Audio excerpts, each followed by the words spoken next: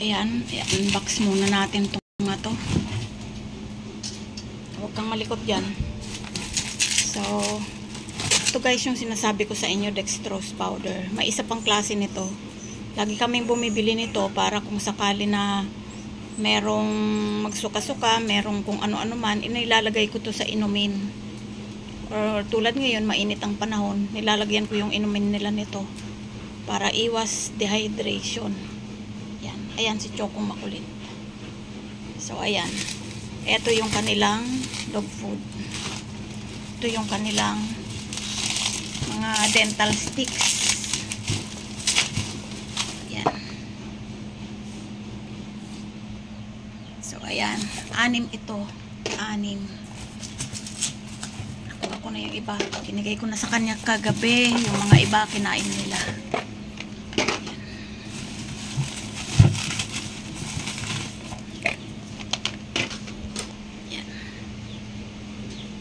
Kanilang ayan, mabigat ito kaya pinadeliver na lang namin. Hindi na ako bumili dyan sa kanto kasi kita nyo naman yung dating binili ko, may hindi bago, may uod, kaya in order namin ito. Ayan. Hirap buksan. Adult.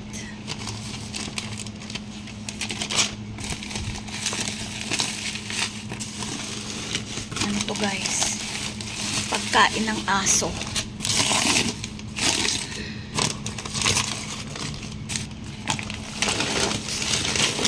Sasalin ko dyan.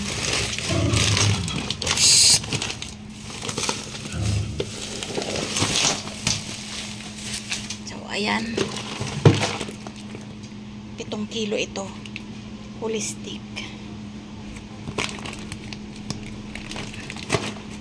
Sa isang buwan nakakadalawang 7 kilo ako. Kaya medyo magastos talaga mag-alaga ng aso. Kasi kung pakakainin naman natin ng yun at yun, nagsasawa. Yan. Ayoko nang bumili dun sa mga ibang pet shop kasi luma eh.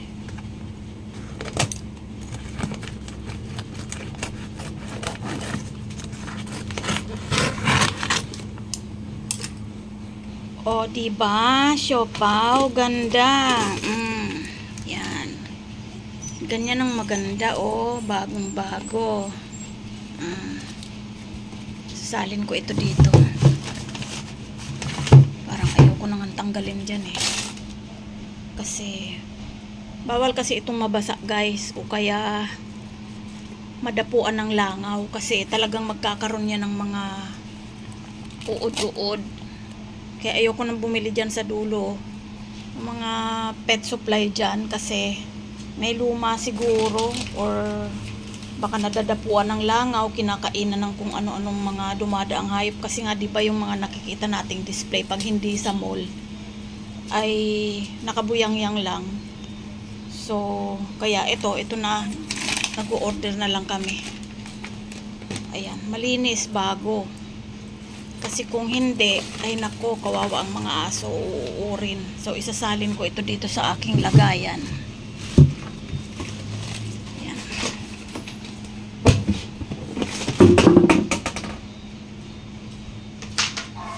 Dapat kasi sealed talaga. Ayan ang mga dumating.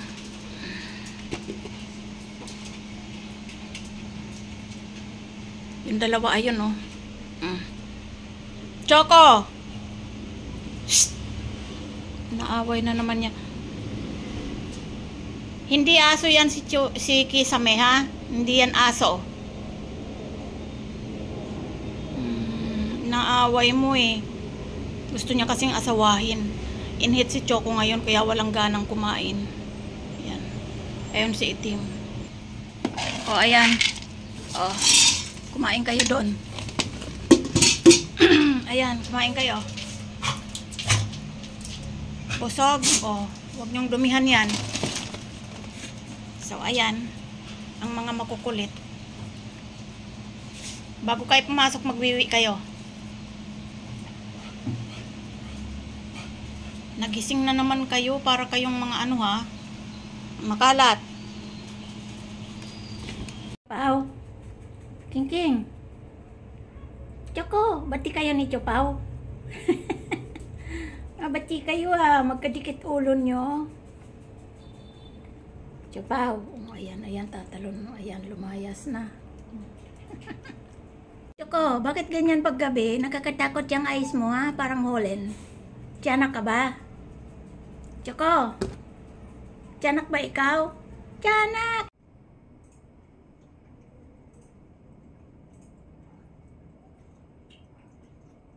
Yes. There, I think... Okay.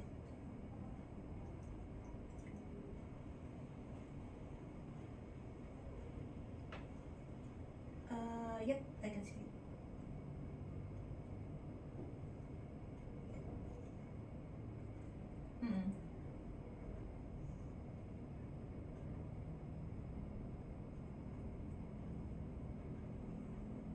Yes.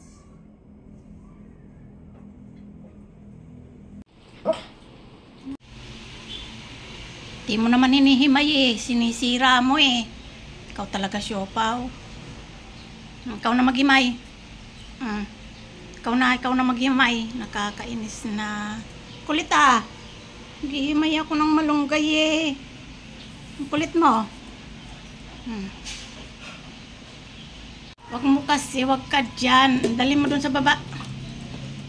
Ano bang gagawin mo dyan? Naghihimay tayo ng malunggay. Ikaw talaga ang kulit-kulit mo. Kulit. Kulit yan. Baba dyan. Tingnan mo ginawa. Kulit-kulit. Yan dinala mo dyan sa baba. Ligpitan mo yan. Huwag mo ikalat yan. Kalat-kalat mo, siopaw. Ano na naman yan, Choco? Inaaway mo na naman si Haba. Patulan ka niyan. Ay, Choco.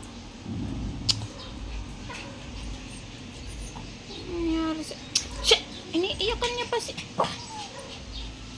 Haba, huwag mong papatulan ha. Maliit yan. Maldita lang. Tingnan mo. Kawawa yan pag pinatulan mo.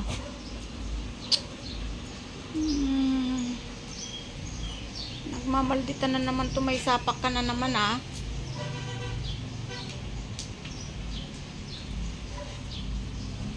Andiyan na nga siya sa sulok nagtatago na siya kay Choco. Sinasadya pa talaga ni Choco na awayin siya dyan. Kaya pag wala kami, hindi sila pwedeng magsamang dalawa. Yan. Si Itim lang talaga. Kaso itong si Itim, nako, pag iniwan mo yan dito, lahat ng wiwi, lahat ng poops dito, hindi siya makakatiis na dumating kami. Wala.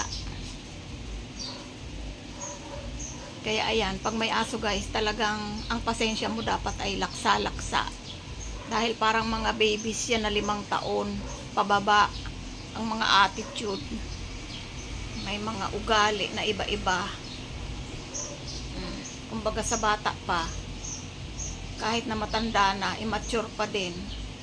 Pag may saltik, talaga naman magpapang-abot. Umalis na siya pumunta na sa labas.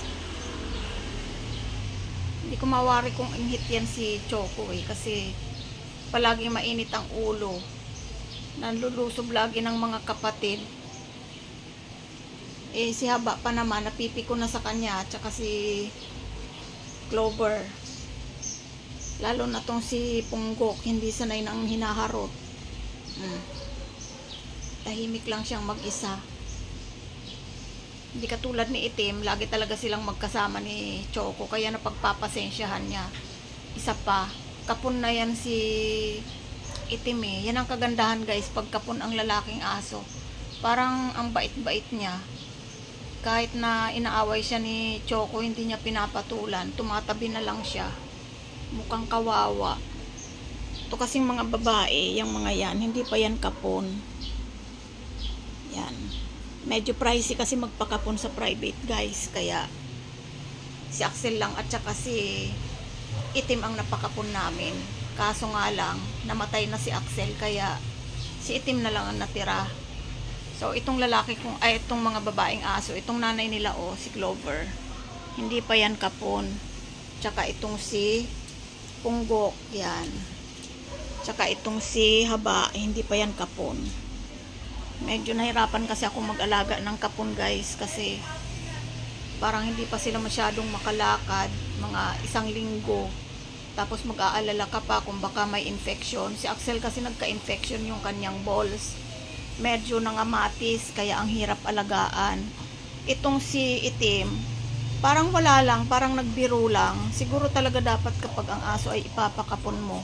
Yung mga 7 months old pa lang, kasi 7 months old pa lang yan si Itim ay nakapa na meron na, kaya kinapon na.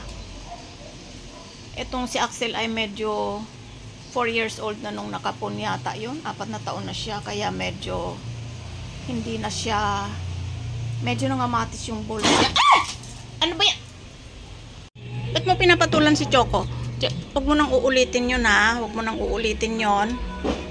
Diretso ka dyan sa kulungan. Akala mo hindi kita aabutan dyan.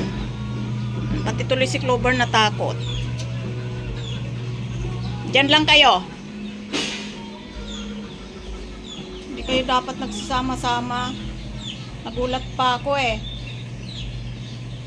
Diyan ha, may kasalanan ka. Kung lalabas dyan. Sabi ko sa inyo, wag niyong pinapatulan si Choco kasi maliit yon. At ayaw kong nag-aaway-away kayo.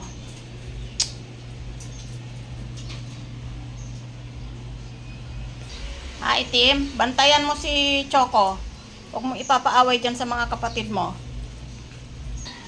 So, ayun guys, nakita nyo naman kung paano patulan ni Punggok si Choco. Kaso nga lang, hindi naman yung nasaktan. Yun nga lang, nag-girl lang. Parang ginugulat lang niya si Choco. Parang kumbaga, warning lang na wag siyang kulitin. Pero ako, warning pa lang, pinapagalitan ko na sila o pinagsasabihan kasi ayaw kong dumating sa point na mapikon talaga sila at kagatin si Choco. Kasi tingnan mo naman, ang katawan niyan, ang liit-liit. Saan naman pupulutin yan? Mga babae kasi, masusungit eh. Haba ah, huwag papatulan si Choco. Ha? Wala ka na namang imik dyan. Ayan si Choco, tahimik na.